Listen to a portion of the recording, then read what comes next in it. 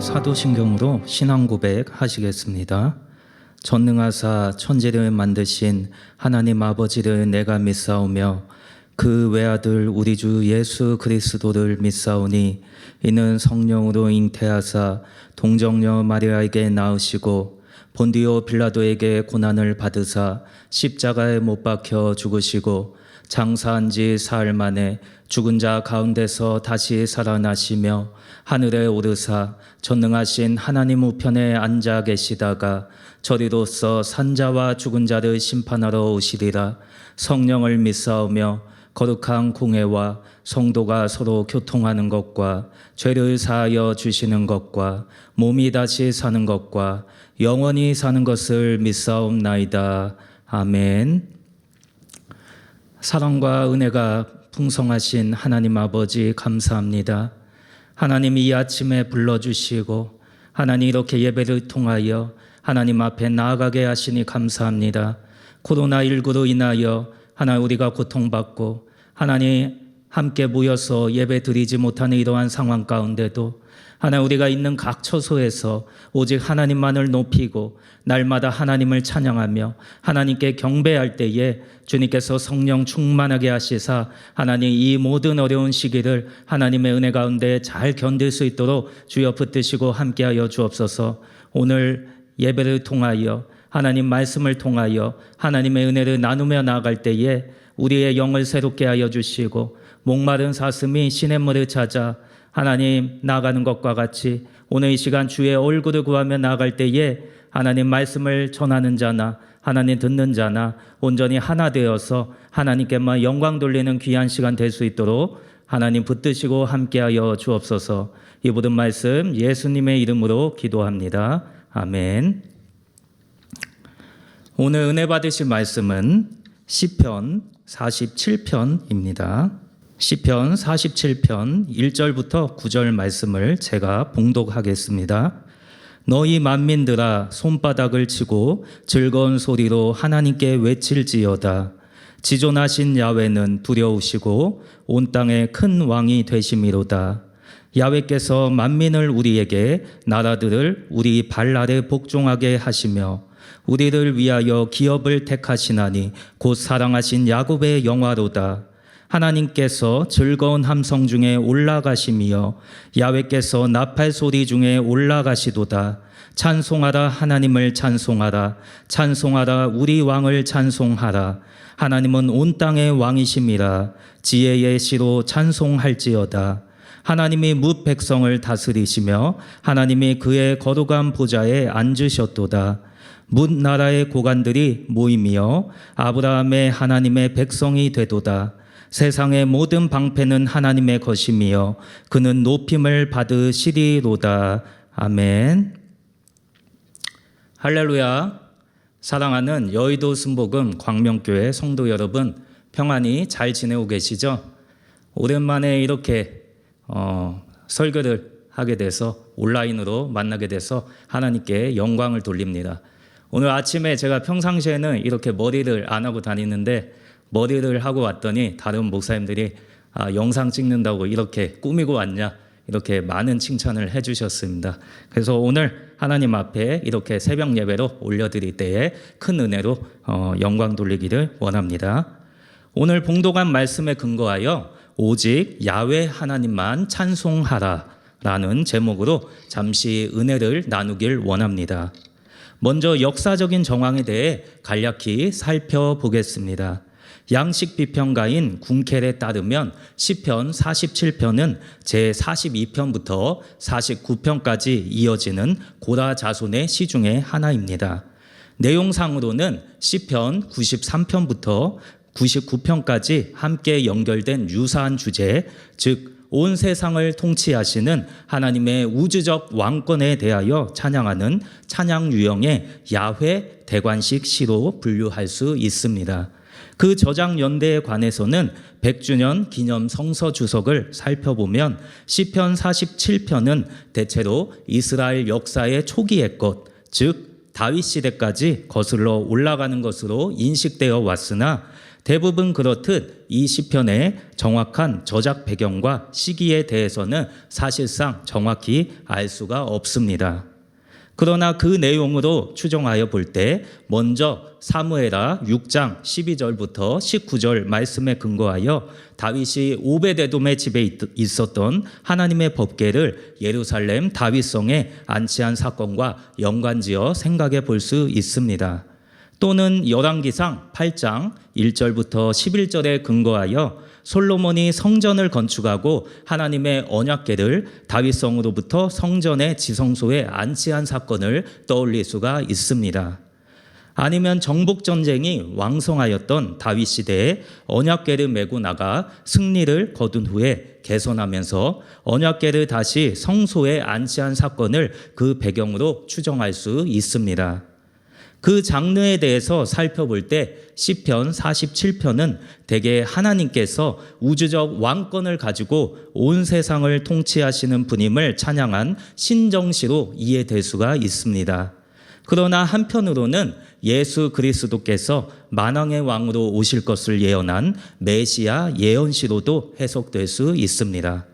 이러한 관점에서 이 시의 내용은 빌립보서 2장 9절부터 11절에 잘 나타나 있는 것처럼 예수 그리스도께서 초림하시어 십자가에 달리심으로 구속사역을 완수하시고 부활 승천하여 만왕의 왕으로서 하늘 보좌에 앉으심으로 1차 성취되었다고 할 수 있습니다. 그리고 이는 장차 예수께서 재림하시어 영광스러운 그리스도의 나라를 완성하심으로 궁극적으로 성취될 것입니다.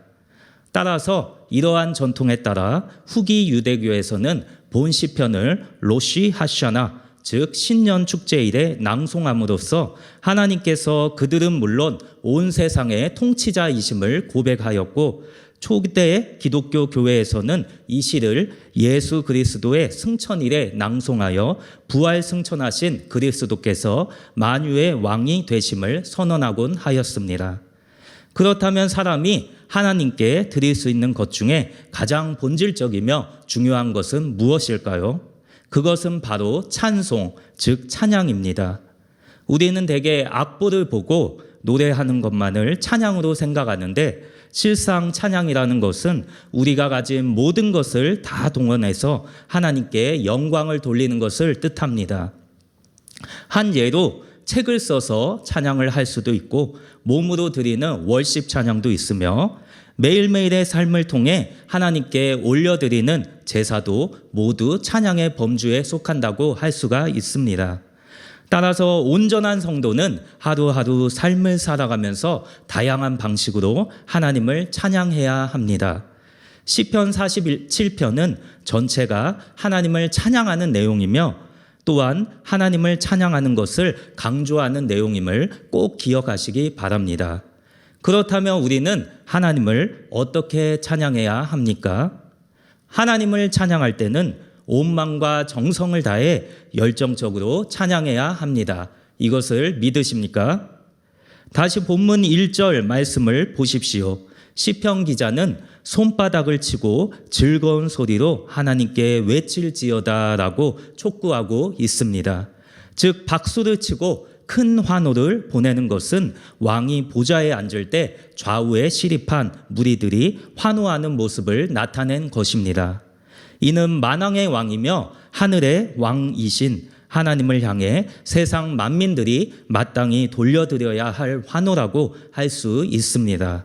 다시 말해 박수를 치는 것은 몸으로, 소리로 외치는 것은 목소리로 우리의 감격과 기쁨을 하나님께 표현하는 것입니다. 사랑하는 성도 여러분, 우리가 언제 박수를 치며 큰 소리로 찬송을 부릅니까? 바로 우리 마음에 감격과 기쁨이 있을 때가 아닙니까? 그러므로 손바닥을 치고 즐거운 소리로 하나님께 외친다는 것은 곧 하나님을 향한 진정한 감격과 기쁨이 있다는 것입니다. 이러한 감격과 기쁨이 오늘 예배를 드리시는 성도 여러분 가운데 충만하시기를 간절히 기도합니다. 특히 우리 순복음 성도들은 항상 이러한 감격과 기쁨으로 충만해야 할 줄 믿습니다. 왜냐하면 지금까지 우리 삶의 고난과 역경 가운데 순간순간 하나님께서 행하신 여러 가지 놀라운 일들을 다시 회상해 본다면 당연히 그 마음에 감격과 기쁨이 넘쳐 흐르게 되기 때문입니다. 한 예로 다윗에게는 한평생 이러한 감격과 기쁨이 있었습니다. 사무엘하 6장 12절부터 19절을 보면 오베데돔에서 하나님의 법궤를 다윗성으로 옮겨올 때 다윗은 법궤가 행진하는 앞에서 왕의 신분도 까맣게 잊은 채 힘을 다해 춤을 추고 소리 높여 하나님을 찬양했습니다. 사실상 다윗은 하나님께서 베푸신 은혜를 생각할 때 감격하지 않을 수 없던 것입니다. 베들레헴의 일개 목동에 불과했던 자신을 왕으로 택하시고 수많은 위기 가운데도 보호해 주시며 마침내 이스라엘 왕이 되게 하신 후 열방을 정복하게 하신 그 하나님의 은혜를 기억할 때 그 마음이 감격과 기쁨으로 넘쳐났습니다. 따라서 다윗은 그 감격을 주체할 수 없어서 하나님의 법궤가 행진하는 앞에서 춤을 추며 박수를 치고 소리 높여 하나님을 찬양한 것입니다. 그가 입은 배 에봇 사이로 몸이 드러난지도 모른 채 열정적으로 하나님만을 찬양했습니다. 그런데 다윗의 아내인 미갈은 다윗의 그러한 행동을 도무지 이해할 수 없어 그를 업신여기며 비난했습니다. 여기서 우리는 하나님의 은혜를 아는 참 성도와 그 은혜를 알지 못하는 어리석은 사람 사이에 뚜렷한 차이점을 발견할 수 있는 것입니다. 그렇습니다. 다윗처럼 하나님의 은혜를 입은 자는 그 감격과 기쁨을 주체할 수 없습니다. 따라서 우리는 진정 하나님을 알고 그의 은혜를 입었다면 우리는 열정적으로 하나님께 찬양해야 합니다. 박수를 치며 목이 터져라 소리 높여 하나님을 찬양해야 하는 것입니다. 한국교회 일각에서 지나치게 경건주의를 강조하다 보니 찬송을 부를 때 때로는 가만가만히 혹은 멀뚱멀뚱 부르는 교회가 많이 있습니다. 하지만 조용조용한 것이 경건이 아니고 하나님을 향하여 뜨겁게 그리고 온전하게 마음을 드리는 것이 바로 진정한 의미의 경건이요 예배입니다. 따라서 하나님을 향한 찬양의 자세는 기본적으로 열정적이어야 합니다. 시편 149편 3절은 춤추며 그의 이름을 찬양하며 소고와 수금으로 그를 찬양할지어다 라고 분명하게 말씀하고 있습니다. 지금 있는 예배의 자리가 교회이든 집이든지에 관계없이 날마다 하나님을 온 마음과 정성을 다해 열정적으로 찬양하시는 저와 여러분이 다 되시기를 주님의 이름으로 축복합니다. 그렇다면 시편 47편 기자는 왜 하나님을 찬양하라고 권면합니까? 첫째로 하나님만이 온 땅의 큰 왕이 되시기에 찬양해야 합니다. 오늘 본문 2절은 야훼는 온 땅의 큰 왕이 되신다라고 말씀하고 있습니다. 이전 개역 한글 성경은 왕 대신에 임군이라는 단어를 사용하고 있습니다. 임군이라는 말은 군주 국가에서 나라를 치리하는 우두머리나 임금을 의미합니다. 즉 이 단어는 고라 자손들이 세상의 왕들과는 비교도 안 될 만큼 우월한 왕이신 하나님을 높이기 위해서 사용한 특정 용어입니다. 물론 임군이라는 용어를 썼다고 해서 하나님의 위대하심을 충분히 다 표현한 것은 아닙니다. 왜냐하면 세상에 어떤 말로도 하나님의 위대하심을 완벽하게 설명하기란 사실상 불가능하기 때문입니다. 그럼에도 불구하고 우리 안에 하나님을 높이기 위해서 애쓰는 모습은 늘 필요하다고 할 수 있습니다. 따라서 하나님께만 진정한 의미의 큰 임군이란 표현이 합당한 까닭은 오직 하나님만이 온 세상의 통치자가 되시기 때문입니다. 먼저 본문 3절에서 온 땅의 큰 왕이 되신 하나님은 만민을 우리에게 열방을 우리 발 아래에 복종하게 하셨기 때문에 우리는 하나님을 찬양해야 합니다. 애굽에서 종살이하던 이스라엘은 하나님의 주권적인 역사로 출애굽하여 가나안 땅에 거주하면서 주변 이웃 국가들을 통치했습니다. 이것은 그들의 군사력이 강해서가 아니라 이스라엘의 큰 왕 되신 하나님께서 열방들을 이스라엘의 발 아래에 복종하게 하셨기 때문입니다. 둘째, 본문 4절에서 온 땅의 큰 왕 되신 하나님은 우리를 위하여 기업을 택하시는 분이기에 찬양을 올려드려야 합니다. 여기서 하나님께서 우리를 위하여 택하신 기업을 야곱의 영화로 비유했습니다. 아브라함이나 이삭이 아닌 야곱이 언급된 것은 가나안 땅이 결국은 야곱의 12아들들의 이름으로 구분되고 분배되었기 때문입니다. 그래서 야곱이 실제로 그 땅을 소유한 것으로 언급하는 게 오히려 자연스러운 것입니다. 그리고 신약에서 아브라함과 이삭은 그 땅을 소유하지 못한 채 낯선 순례자로 약속의 땅에 우거했을 뿐이라고 기록합니다. 하지만 가나안 땅은 하나님께서 주신 약속의 말씀처럼 실제로 야곱 가족의 소유가 되었고, 그래서 야곱의 이름처럼 이스라엘이라 불리우게 된 것입니다.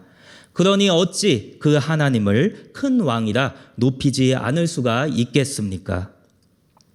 이러한 하나님의 은혜의 역사를 깨달았던 고라 자손들은 온 땅의 큰 왕이 되신 하나님께 찬양을 올려드려야 함을 거듭 강조합니다. 즉 손바닥으로 치며 즐거운 소리로 외치는 것은 그 마음 중심에서 솟아나는 하나님을 향한 사랑의 표현인 것입니다. 하나님의 법궤가 다윗성에 옮겨질 때 기뻐 찬양하며 춤을 추어 하나님께 대한 성도의 올바른 자세가 무엇인지를 잘 보여주었던 다윗과 같이 여러분도 날마다 주를 찬양하는 삶을 살아가시기를 간절히 축원합니다. 둘째로, 하나님은 찬송 중에 거하시며 찬송받기를 원하시는 분이시기 때문입니다. 오늘 본문 5절은 하나님께서 즐거운 함성 중에 올라가심이여 야훼께서 나팔 소리 중에 올라가시도다라고 말씀하고 있습니다. 즉 하나님은 이스라엘의 찬송 중에 거하시며 당신의 백성들로부터 찬송받기를 원하시는 분입니다. 이사야서 43장 21절도 이 사실을 잘 뒷받침해주고 있습니다. 이 백성은 내가 나를 위하여 지었나니 나의 찬송을 부르게 하려 함이라. 아멘. 따라서 하나님을 찬송하는 것은 성도의 마땅한 의무입니다. 시편 47편의 핵심 구절인 6절을 보십시오. 이 구절은 하나님의 백성을 향하여 하나님을 찬양할 것을 촉구하는 내용입니다. 여기에 보면 시편 기자는 단 한 구절에서 찬양하라는 말을 무려 4번이나 거듭 반복하고 있습니다. 사랑하는 성도 여러분, 시편 기자는 왜 이 한 구절에서 이렇게 찬양하라는 말을 4번씩이나 거듭 반복하고 있을까요? 이것은 먼저 하나님은 아무리 많은 찬양으로 찬양한들 부족할 정도로 위대한 분임을 나타내기 위함입니다. 아울러 하나님을 향해 성도들이 찬양하는 것은 마땅한 의무임을 또한 강조하기 위함입니다. 이스라엘은 하나님이 직접 다스리시는 백성으로서 하나님의 특별한 관심의 대상이었습니다. 하나님께서는 그들의 모든 필요를 채우시며 보호하시고 또 갈 길을 인도해 주셨습니다. 사랑하는 성도 여러분, 이러한 하나님을 그 백성들이 찬양하지 않으면 과연 누가 찬양하겠습니까? 하나님은 그들이 찬양하고 또 찬양해도 한없이 위대하신 분입니다. 그러면 그러한 찬양의 의무는 이스라엘에게만 있는 것입니까? 결단코 아닙니다. 하나님에 대한 찬양의 의무는 영적 이스라엘로서 하나님의 특별한 소유와 백성이 된 바로 우리에게도 동일하게 적용되는 것입니다. 우리도 하나님이 만왕의 왕 되심을 인하여 우리를 택하시고 구원하여 당신의 특별한 백성으로 삼아주심을 인하여 그리고 각양의 은혜를 베풀어 주심을 인하여 날마다 하나님을 찬양하고 또 찬양해야 될 줄 믿습니다. 골로새서 3장 16절은 그리스도의 말씀이 너희 속에 풍성히 거하여 모든 지혜로 피차 가르치며 권면하고 시와 찬송과 신령한 노래를 부르며 감사하는 마음으로 하나님을 찬양하고 라고 분명하게 기록하고 있습니다. 다시 말해 하나님을 찬양하는 것은 우리가 해도 되고 하지 않아도 되는 선택의 사항이 아니라 성도의 마땅한 의무이며 하나님의 은혜를 깨달은 자의 자연스러운 발로입니다. 그러므로 여러분의 입술에서 항상 찬양이 멈추지 않기를 간구합니다. 하나님을 찬양하는 것은 우리 성도들의 삶의 의미이자 창조 목적이라는 것을 늘 기억하시기 바랍니다. 말씀을 맺겠습니다. 사랑하는 성도 여러분, 하나님은 만왕의 왕이시기에 사람들의 찬양을 받으시기에 합당하신 분입니다. 그러나 많은 세상 사람들은 하나님을 왕으로 인정하지 않습니다. 하나님을 반역하고 하나님이 아닌 부나 명예 또는 출세와 같은 다른 대상에게 영광과 찬양을 돌립니다. 마땅히 찬양해야 할 큰 왕에게는 찬양을 드리지 않고 이 땅에 썩어질 것들에 찬양과 영광을 돌립니다. 이 얼마나 어리석은 일입니까? 사랑하는 성도 여러분, 우리는 오직 찬양받기에 합당한 하나님께만 찬송과 영광을 돌려드립시다. 왜냐하면 만왕의 왕이신 그분은 동시에 우리들의 왕이 되어주시기 때문입니다. 그는 우리를 당신의 특별한 소유로 삼으시고 세상 끝까지 책임져 주시는 분입니다. 또한 장차 하나님의 나라를 우리에게 기업으로 주시고 만민으로 우리 앞에 굴복하게 하실 분입니다. 우리가 이 하나님을 찬양하지 않는다면 과연 이 세상에 다른 무엇을 찬양할 수 있겠습니까? 시편 기자는 6절에서 찬송하라 하나님을 찬송하라 찬송하라 우리 왕을 찬송하라 라고 강력히 호소하고 있습니다. 우리 모두 이 권고 앞에서 우리의 힘을 다하여 정성을 다하여 그리고 모든 것을 다 드려 오직 야훼 하나님만 찬송하는 귀한 이 아침이 되시기를 주님의 이름으로 간절히 축원합니다. 아멘. 잠시 기도하겠습니다. 은혜가 풍성하신 하나님 아버지 감사합니다. 오늘 시편 47편을 통하여 하나님 우리가 하나님을 찬양하는 것은 선택사항이 아니라 하나님 성도의 하나님의 의무라고 말씀하여 주셨사오니 하나님 이 시간 이 새벽에 하나님 이 예배를 통하여 하나님만을 찬송하며 나아갑니다. 하나님 코로나19 바이러스로 인하여 우리의 상황이 여의치 않고 하나님 여러 가지 불편한 가운데 있지만 오직 하나님의 얼굴을 구하며 나아갈 때에 주님께서 담대한 마음을 주시고 하나님 우리의 모든 필요를 아시는 주님께서 날마다 동행하시고 인도하여 주셔서 속히 이 모든 문제가 해결되고 다시금 하나님의 전에 나와 함께 예배할 수 있도록 인도하여 주옵소서. 하나님 이 바이러스를 통하여 하나님 우리가 어쩔 수 없이 예배 드리지 못할 때가 하나님 왔는데 하나님 이것을 통하여 우리가 더욱더 깨닫게 하시고 예배의 소중함을 마음 깊이 깨닫게 하시사 하나님 다시금 우리에게 예배의 자리가 주어졌을 때 하나님만을 높이고 그의 이름을 하나님 목이 터져라 찬양하며 하나님께만 영광 돌리는 그러한 삶을 살아갈 수 있도록 인도하여 주옵소서. 하루하루 살아갈 때에 하나님 귀한 성도님들 주님께서 눈동자와 같이 지켜 보호하여 주시고 코로나 바이러스가 일절 틈타지 못하도록 지켜 보호하여 주시며 하나님 또한 경제적으로 피해보지 않도록 주님께서 함께 하시고 붙들어 주셔서 하나님 이 어려움을 굳건한 믿음으로 넉넉히 이기며 나아갈 수 있도록 주여 붙드시고 함께하여 주옵소서. 성령님이 날마다 우리의 마음 가운데 거하여 주셔서 우리가 주님 앞에 간구하는 그 기도를 속히 응답하여 주시고 하나님의 은혜 가운데 날마다 기쁨으로 하늘로부터 오는 세상이 줄 수 없는 참된 평안으로 하나님 안에서 누리며 한 주간 평안히 살아갈 수 있도록 주여 붙드시고 함께하여 주옵소서. 이 모든 말씀 예수님의 이름으로 기도합니다. 아멘. 하늘에 계신 우리 아버지여 이름이 거룩히 여김을 받으시오며 나라가 임하시오며 뜻이 하늘에서 이루어진 것 같이 땅에서도 이루어지이다. 오늘 우리에게 일용할 양식을 주시옵고 우리가 우리에게 죄 지은 자를 사하여 준 것 같이 우리의 죄를 사하여 주시옵고 우리를 시험에 들게 하지 마시옵고 다만 악에서 구하시옵소서. 나라와 권세와 영광이 아버지께 영원히 있사옵나이다. 아멘. 이제 잠시 한 목소리로 통성기도 하길 원합니다. 먼저 나라와 민족 그리고 신종 코로나19가 속히 소멸될 수 있도록, 그리고 교회와 담임 목사님의 사역을 위해 마지막으로 가지고 나온 개인 문제를 해결해 달라고 간절한 마음으로 주여 3번 부르짖고 통성으로 기도합니다. 주여, 주여, 주여.